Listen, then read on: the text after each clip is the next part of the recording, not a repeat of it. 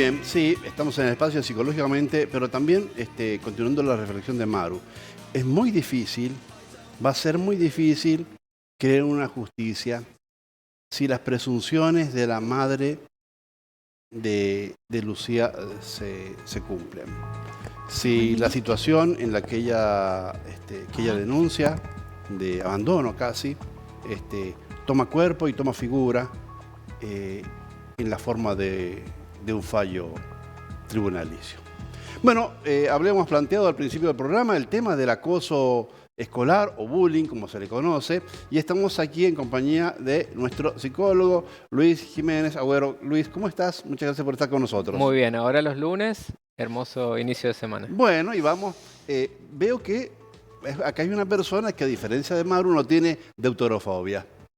Creo que es la deuterofobia, ¡ting! La palabra del día es el pánico o el miedo o el temor o la resistencia a los lunes.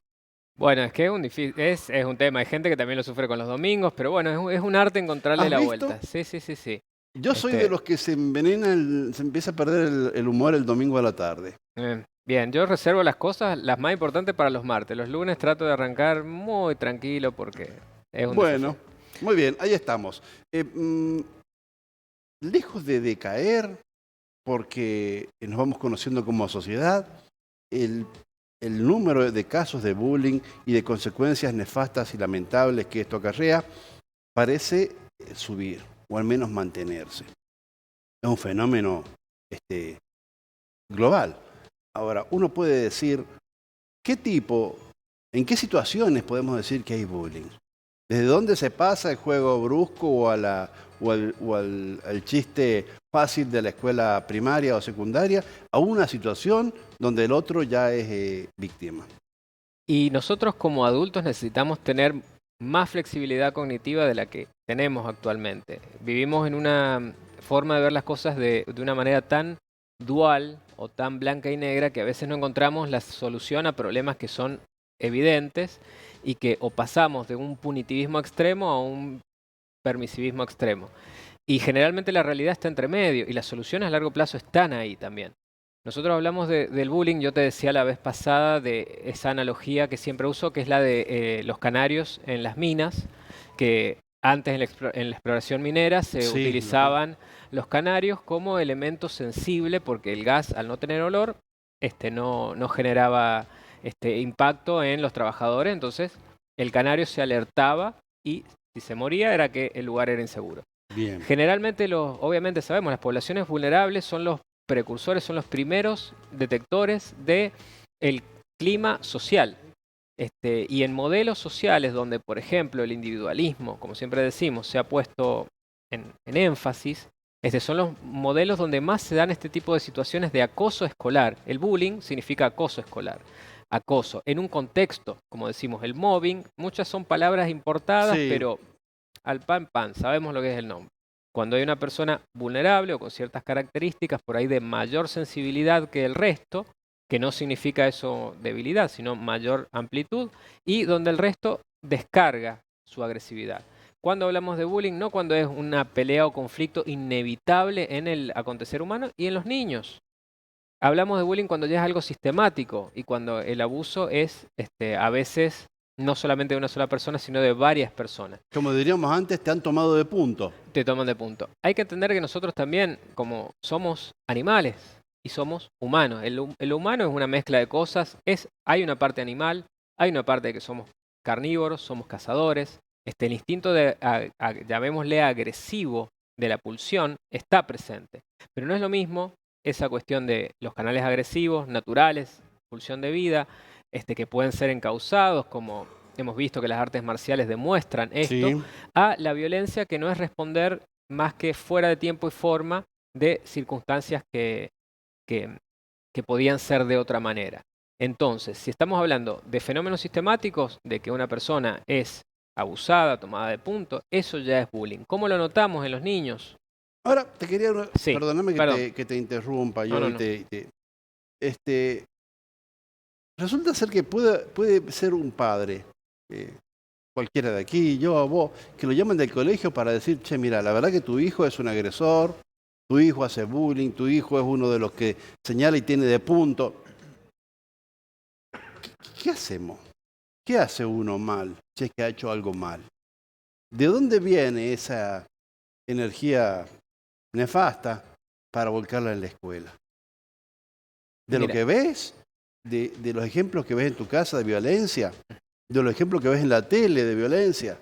¿Del discurso que baja ultraviolento? ¿De dónde? de todos esos lugares. Nosotros nos cuesta por ahí desarrollar formas de pensamiento que no es necesariamente complicar como hace un intelectual, sino vos querés hacer un pan, bueno, tomás ingredientes en diferentes proporciones, le aplicás Sí, calor, levadura, leuda, tenés un pan.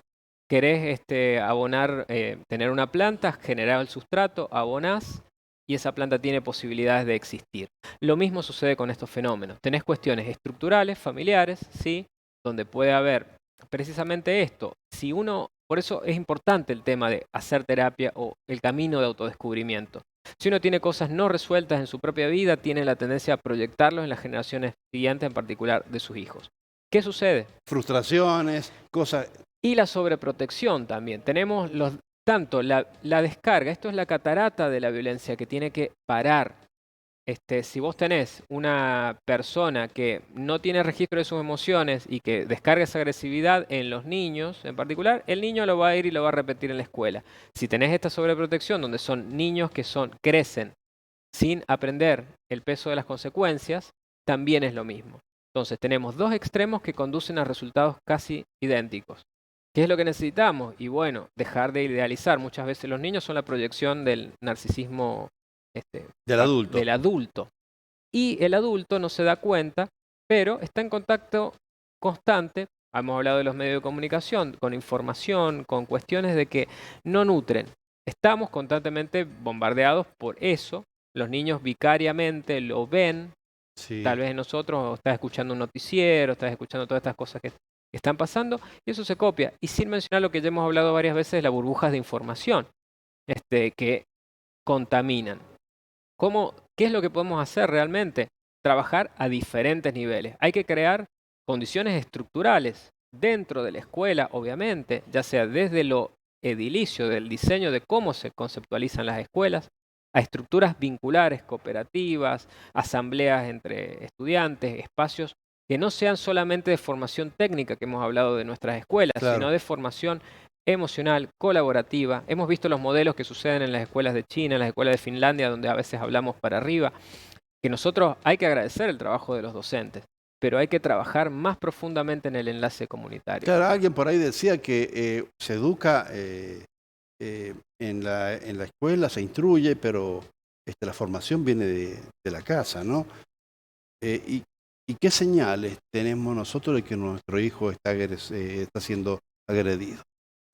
Mayoritariamente el retraimiento. Podemos encontrar diferentes conductas esquivas, podemos notar, creo que un padre sabe más o menos, o puede intuir o puede olfatear ciertas cosas. También depende, mucha gente que está trabajando todo el día y no tiene Bueno, ni yo un... leía los otros días, te lo comentaba, ayer, cuando fue, una nota de un señor que decía, la verdad que no me di cuenta, fue un desenlace trágico el que tuvo, no me di cuenta, dice, de que mi hijo en verano era feliz y cuando empezaba la escuela era cambiante, que era una cosa sombría, una persona sin vínculos, Bien, este, sí pero sucede. muchas veces, como decía Maru al principio también, no te lo dicen.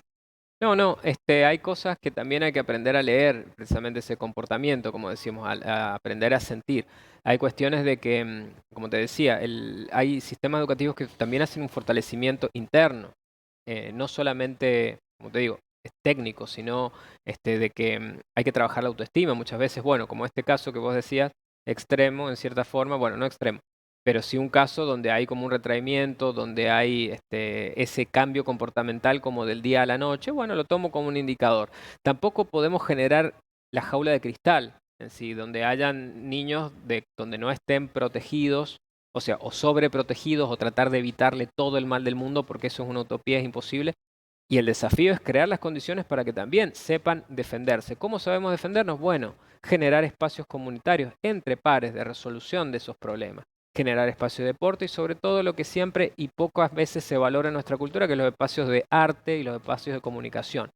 Si los niños tienen esos espacios y sobre todo padres conscientes que hacen terapia o que tienen una capacidad de autoobservación fuerte, bueno, ya esto se va reduciendo. Si no, caemos a los casos extremos. Lo hemos visto en sociedades altamente individualistas donde terminan o implotando, más casos de adolescencia, autolesiones, suicidio en un caso más complejo, Sí, o lo que hacen en Estados Unidos o en los países industrializados, que van, simplemente agarran las armas y van a otras personas a descargar eso. espanto. Exacto. Bueno, la verdad que espantoso. Luis ha sido muy amable. Muchísimas gracias. Muchas gracias y vamos a seguir sembrando este cambio Sí, que queremos señor. ver. Ahí estamos.